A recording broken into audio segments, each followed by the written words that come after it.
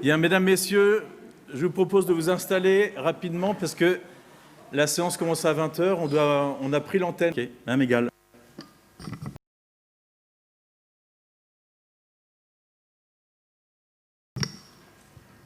Monsieur le maire, mes chers collègues, tout d'abord, je m'excuse compte tenu d'une particularité pour moi ce soir. Je ne regarderai pas monsieur le maire parce qu'il m'est recommandé de regarder vers le bas. Donc, voilà. Donc, n'y voyez aucune autre signification. Je tiens tout d'abord à vous remercier, monsieur le maire, de m'avoir reçu au nom de notre groupe cité pour échanger sur les règles inscrites dans le règlement intérieur proposé pour cette nouvelle mandature. Vous avez pris le temps d'écouter et de comprendre chacune des propositions d'amendement que nous avons faites et cet échange a été constructif. Vous avez intégré certaines d'entre elles dans ce règlement, améliorant ainsi le fonctionnement de nos institutions locales. Je ne vais pas rentrer dans le détail de chacune des propositions, je citerai quelques points. La fourniture d'un planning indicatif des conseils sur 6 mois. Nous avons bien compris que les dates inscrites seront des dates probables, mais non certaines. Une rédaction plus ouverte des règles du débat au sein du Conseil. Le maintien, en plus de l'enregistrement vidéo, d'un procès-verbal écrit pour faciliter les recherches ultérieures et, comme la loi l'exige, en permettre l'accès à tout citoyen, dont les malentendants. Par ailleurs, nous avons pris note de votre volonté d'impliquer les élus minoritaires plus en amont pour les projets structurants de la ville. Vous n'avez pas voulu inscrire dans le règlement que les dossiers d'audit et d'études nous soient fournis. Toutefois, votre invitation à une séance plénière la semaine prochaine montre votre volonté de partager davantage les informations susceptibles d'éclairer les décisions. Enfin, nous avons apprécié de recevoir la convocation à ce Conseil avec les documents joints dès le jeudi 17 matin. Tout cela va dans le bon sens. Mais bien évidemment, vous n'avez pas tout accepté. Je reviendrai donc sur quelques points essentiels. Le calendrier des commissions précédant le Conseil reste inchangé. Le délai entre les deux reste trop court. Il ne permet pas aux groupes minoritaires d'intégrer à leur réflexion les réponses éventuellement apportées dans ces instances pour proposer des amendements consistants. C'est vraiment regrettable.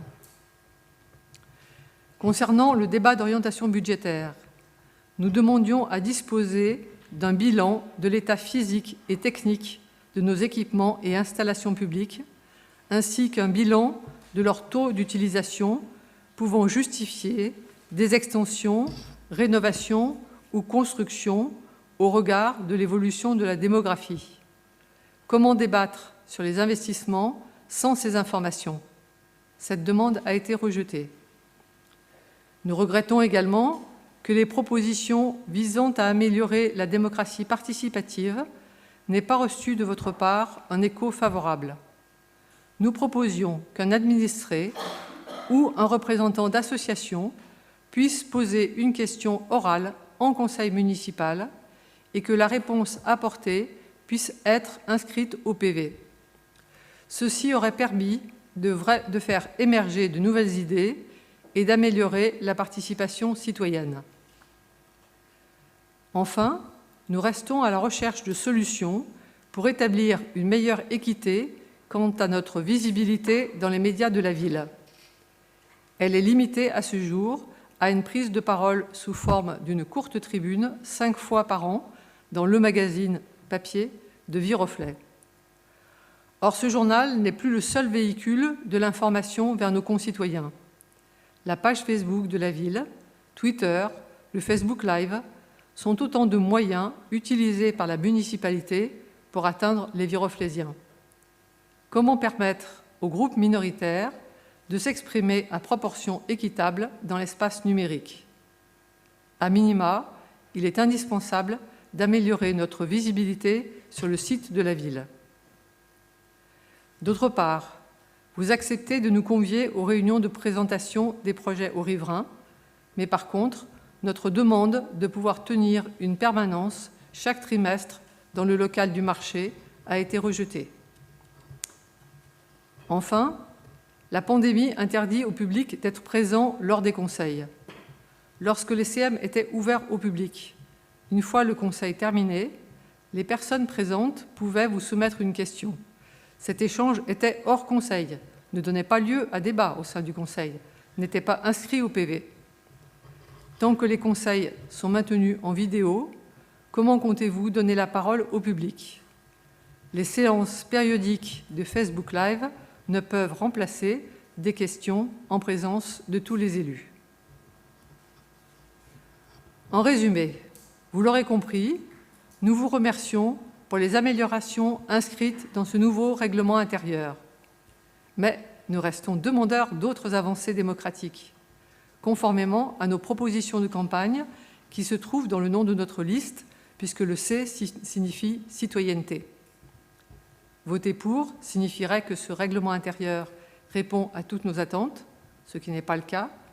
Voter contre irait à l'encontre des avancées qu'il contient. Nous ferons donc le choix de l'abstention. Je vous remercie.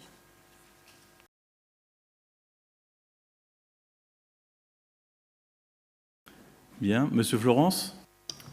Monsieur le maire, mes chers collègues, nous avons fait une question sur cette délibération. Nous voulons savoir si la subvention qui est demandée porte sur l'investissement dans le bâtiment pour héberger ce pôle ou sur le projet de définition d'un tel service.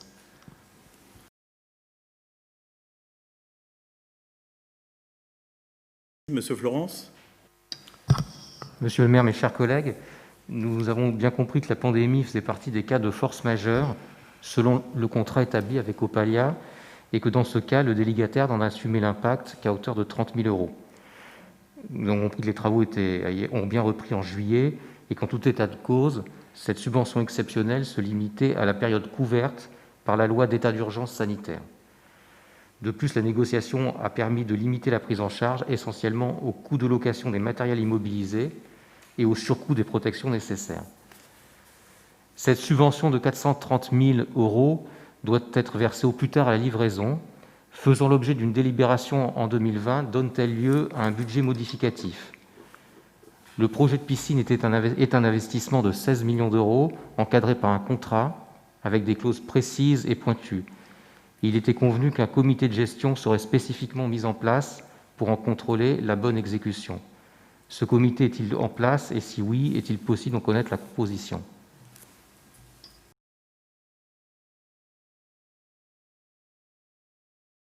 De parole, Monsieur Florence. Monsieur le maire, mes chers collègues, jusqu'à présent, l'essentiel des auteurs venus à Viroflay dans le cadre du festival de la BD de Buc s'adressait à un public jeune ou même très jeune. L'auteur, M. Albertini, s'adresse à un public plus adulte. C'est une diversification que nous relevons positivement. Il nous paraît cependant essentiel, à l'avenir, d'intéresser un public de jeunes du collège ou du lycée et de pouvoir faire venir un auteur s'adressant à cette population.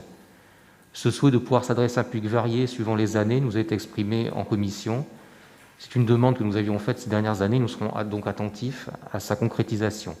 Nous voterons bien sûr pour cette délibération.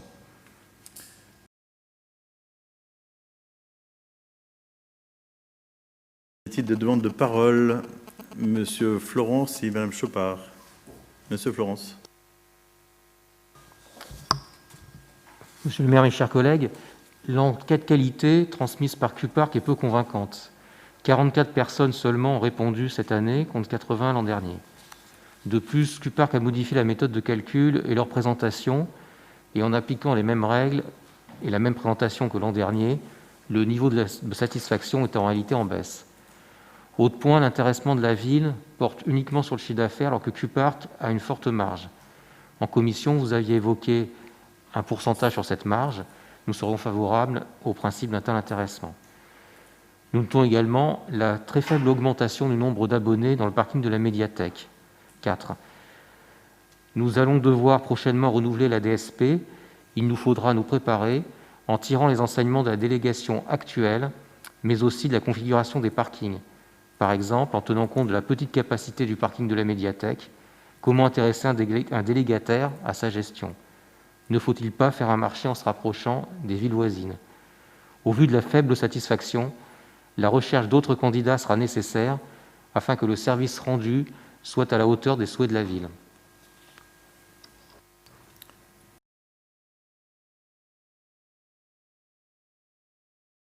Monsieur Florence. La lecture de ce rapport appelle quelques commentaires et questions de notre part, et Monsieur le maire, en tant que vice-président de Versailles Grand Parc, vous allez sans doute pouvoir nous y répondre. Versailles Grand Parc a été retenu pour le projet Île-de-France, l'utilisation du vélo quotidien.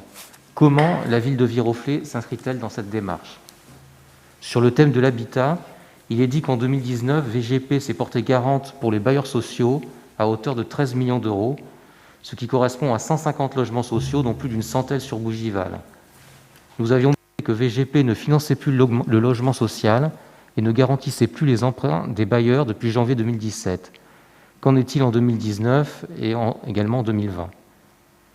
Alors que le rapport annonce Versailles Grand Parc s'est engagé dès 2014 dans le programme national de rénovation énergétique du patrimoine Habiter mieux, le rapport fait état d'un budget total de 140 000 euros entre 2014 et 2018. Ce montant est très faible au regard des besoins. Clairement, VGP n'est pas à la hauteur et ne s'est pas engagé dans la transition énergétique. VGP dispose d'un espace info-énergie. Les permanences info-énergie présentes dans certaines communes ne sont plus mentionnées. Ont-elles été supprimées? Nous demandions à disposer de ce service une fois par semaine à Viroflay. Plusieurs festivals impliquent un ensemble de communes de VGP. Nous avons vu tout à l'heure le lien fait avec le festival de la bande dessinée de Buc. Nous avons profité également du festival Les Yeux pleins des étoiles. Participerons-nous à un moment au festival Électrochic? Pour la gestion des déchets, nous lisons avec satisfaction que le volume de collecte continue de baisser, mais doucement. VGP déploie des composteurs individuels, mais seulement 44 résidences sur tout VGP en sont équipées. Quelles actions de sensibilité VGP compte-t-elle exercer auprès des syndics et des conseils syndicaux? Le rapport mentionne également de nombreuses actions de sensibilisation. Les écoles de Viroflay ont-elles participé à ces actions? Mais au-delà de ces précisions, il convient de s'arrêter sur les chiffres qui donnent en fin de plaquette une autre lecture de la réalité. Les dépenses opérationnelles de VGP représentent 47 millions d'euros, soit moins de 30% du budget géré, le reste étant seulement des reversements de fiscalité. Alors que chacun des thèmes occupe un espace équivalent dans la plaquette, on constate que VGP dépense essentiellement sur 3 de ses compétences. Les ordures ménagères, 27 millions d'euros, l'enseignement musical, 8 millions d'euros, les transports urbains, 5 millions d'euros. Quid de l'habitat, des économies d'énergie, du développement économique? Quant aux investissements, ils présentent seulement 15 millions d'euros sans recours à l'emprunt. Là encore, le montant est très faible. Le rapport précise, VGP dispose de capacités d'investissement importantes pour les exercices suivants. Quels sont les projets d'investissement? Quand on pense que Viroflay investit 16 millions d'euros pour sa piscine, que l'on vient de valider un fonds de concours de 530 000 euros pour le chantier de la Marquette, il y a de quoi s'interroger sur le montant d'investissement de Versailles Grand Parc. Je vous remercie.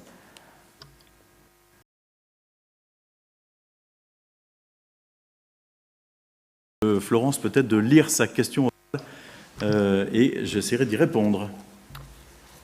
Monsieur le maire, nous avons été interpellés par des Viroflaysiens au sujet d'un projet d'aménagement qui, selon eux, serait imminent.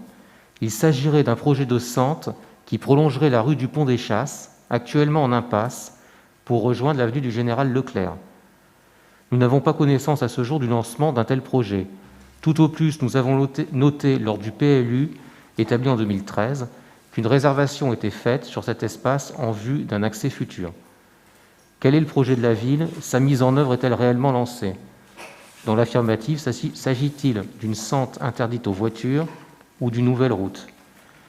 D'autre part, l'accès au quartier de la rive droite, au nord de la voie ferrée, est limité par le tunnel de passage sous la ligne de chemin de fer. L'élargissement de ce passage fait-il partie du projet à court ou moyen terme? Vous remercions pour vos éclaircissements. Bien cordialement, groupe Cité.